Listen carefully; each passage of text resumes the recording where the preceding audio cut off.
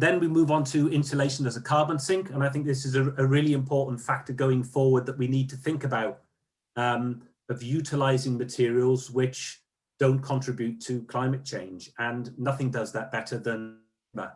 We are removing that timber from the carbon cycle. So we're stopping the aging and the degradation of forestry land by using sustainable certified timbers.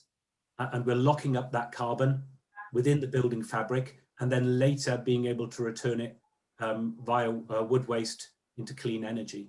So we're really doing something positive that we can all do as part of the specification process in buildings to combat climate change going forward.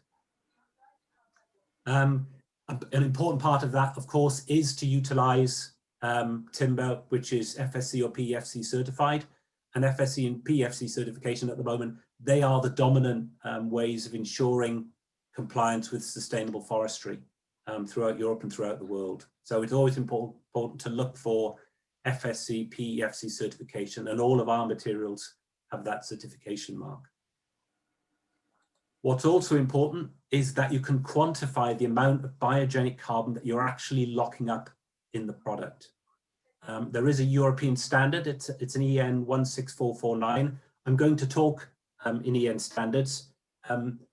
You guys are all not wanting to give away my political affiliations too much, but you're all lucky enough to be remaining within the European Union going forward. As in Ireland, we have a slightly different scenario in the UK, but at the moment we're still working on EN standards, and hopefully we'll be going forward or a variation of those EN standards.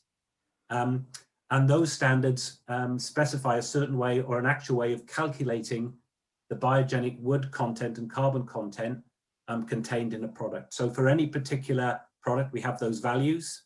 So you can tell, depending on how much of that material you use in a building, how much CO2 you're actually locking up in the structure of the building.